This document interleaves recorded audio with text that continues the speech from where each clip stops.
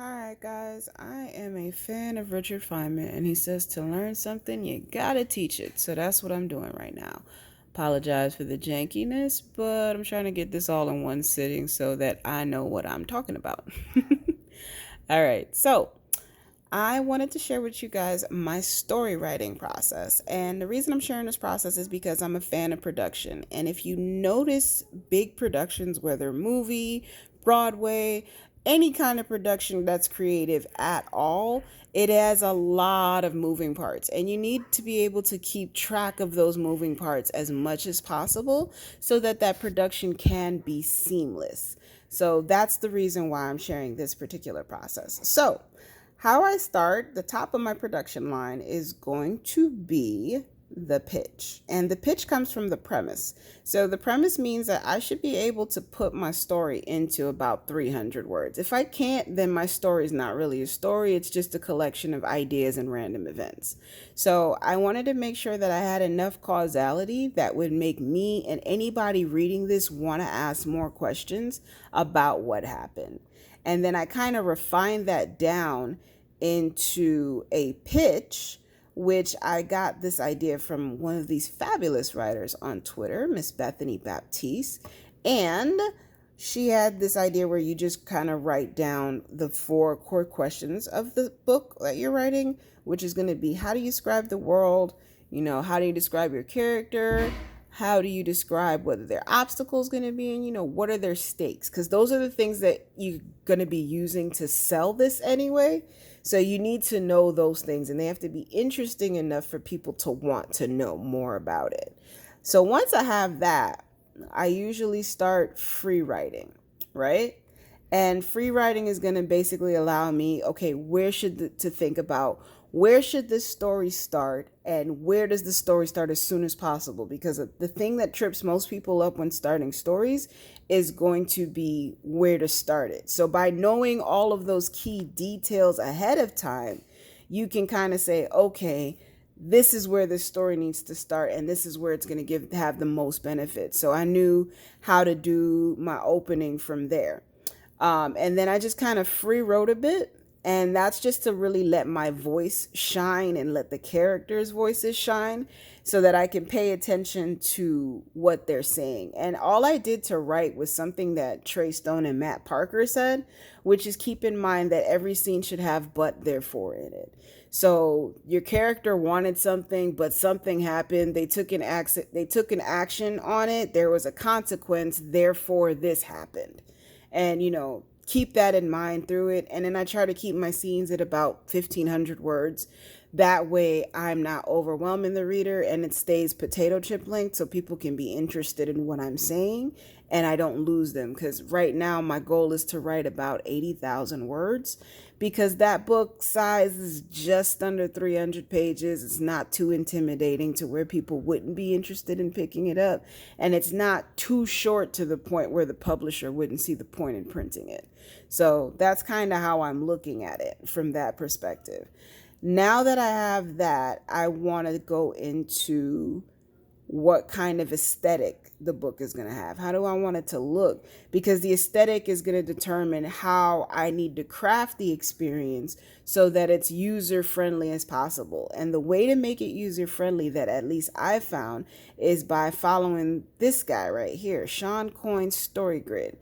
And Shawn Coyne is less of an artist than a scientist, and that's what makes him a good artist, or that's what makes him able to appreciate good art. And what I mean by that is he realizes that all stories have shapes.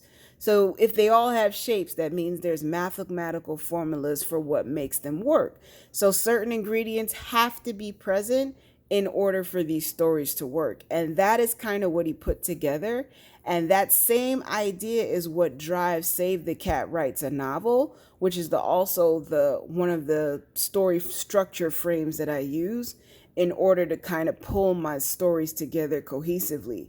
because people, as you're reading, and you can actually pay attention to it when you start reading someone else's book, you kind of expect for when a scene is supposed to turn. And if a scene doesn't turn when you're expecting it to, that's when you lose interest and that fictive dream is broken. So to keep from that, I use those two ideas to make sure that the shape of my story comes through in a way that's familiar, and then I can spend my time creatively subverting some of the expectations, which is what gives it that extra pop. So once I have those core questions answered, then I want to break down the genres that I want to go into, because I want to know what genre I'm writing in. And I don't just mean fiction, fantasy, sci-fi, but actually story shaped genres, which is it a horror film? Is it an action film? Is it a thriller? Any of those things. Because see, fantasy is actually a suspension of disbelief, which is the classification that I write in, and not so much an actual confinement of a genre in and of itself. So it's fantasy is like a container, it's not a measurement. Genre is a measurement as opposed to a container. I don't know if that makes sense, but that's the simplest idea that I could come up with. Anyway,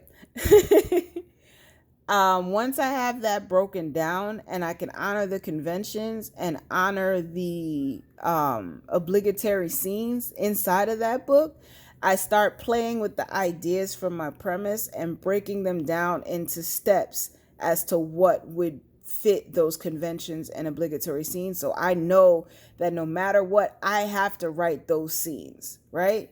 Then I got my story math, so I need to know around what word count I need to hit that at, right? And then once I know that, I can go into my characters. Because the biggest thing is you want to keep your characters consistent. They do this in producing movies a lot. They make sure that, there's continuity throughout the whole thing. So this allows me to have continuity and allows me not to stray too far from my descriptions. So that way I'm not interrupting the fictive dream. Because the whole thing is you don't want any hiccups to interrupt the fictive dream. It was like that Starbucks cup when it made its way into the Game of Thrones set. That was just like, what? And then we knew it was not just a fantasy anymore. And you don't want any Starbucks cups in your writing. So then I break it down, going back to the Save the Cat. So I break down all of the scenes that I know I need to hit. Absolutely. This is what Tomi Adeyemi did to get Children of Blood and Bone to snap as hard as it did. She broke, because she actually worked in a script writing house, I believe. And so she was reading a lot of scripts. So she learned what made a script work from what didn't. And this is why her books are as legit as she is, and she's probably going to have a very nice career if she keeps writing according to that process. So I went ahead and broke my book down according to those steps, so I know that those are the scenes I absolutely must hit. Then I got my Fool's Cap together, and what the Fool's Cap is basically like a one sheet of paper breakdown of what's taking place in your novel. So it's like taking all of this information and popping it into one sheet of paper as to what's taking place. And that is what I have. So I have that my genre is novel, fantasy, uncanny, horror, disillusionment, worldview, because those are the things that hit all of the points that I want to hit in my book. Then I know what exactly is the beginning hook, or what's the thing that's pulling the readers in, the middle build, so I know where I'm building the tension at, and the ending payoff. And that ending payoff has to snap so that the readers feel that they invested their time well into what you're giving them. Once I have that done, then I go into an outline based on what I did in my free writing session. And then I begin to summarize the scenes based on that but therefore thing that I have.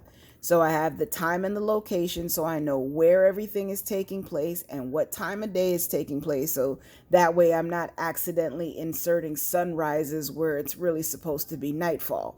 And I got the time and the location. I got the summary, which has the choice and consequences of the choice that they made, any major details that took place inside of that scene, and then key details that I need to make sure that I include. For example, in the final image of this book, I have a certain image that the character meets. So I know that I have to have that same image in detail inserted in at chapter 1, and I have to find a subtle way to include it so that you won't see it until you reread it and you be like, "Oh shit, I just saw what you did there." So that's what makes a book really good. When you reread it, you can kind of see that that was going to be the ending anyway. So that's the summary format that I use. And then after I have the summary format, I just kind of run through all the chapters so that I can know what's going to be taking place. That way I could keep my imagination on a leash. And then last thing is the timeline of events. So that's going to be where I break down when everything is taking place, what time, and then what day, year, month, all of that shit. So that way I have a reference point. So I don't like willy nilly say one page, this started in 1987, and then 3 pages later, it really happened in 1989. You don't want that in your book. So I have all of those things together. And then with all of that, I can go ahead and write my draft, and then I can revise a whole lot easier because of the fact that I have the shape already carved out. I had tried several different methods of writing, and the first one was, writing in the dark and pantsing, which was great. But the problem with pantsing was I would have difficulty remembering where I left off at or what I had said, and then plot holes would pop up, and plot holes make it really hard to think your way out of a situation. So in doing this and getting this structure first, I was able to now go ahead and just play around in the scenes and just generate ideas, which is going to help me reach my goal of being a prolific writer. And that way I don't get bogged down in 8 months of revisions or a year of revisions and all that other stuff and all those things that kink up the production process because you don't know what your story shape is. So that is what I am doing, and that is my process, and I just wanted to share that with you guys. So I hope you enjoy, and I hope this is helpful in some way, shape, or form.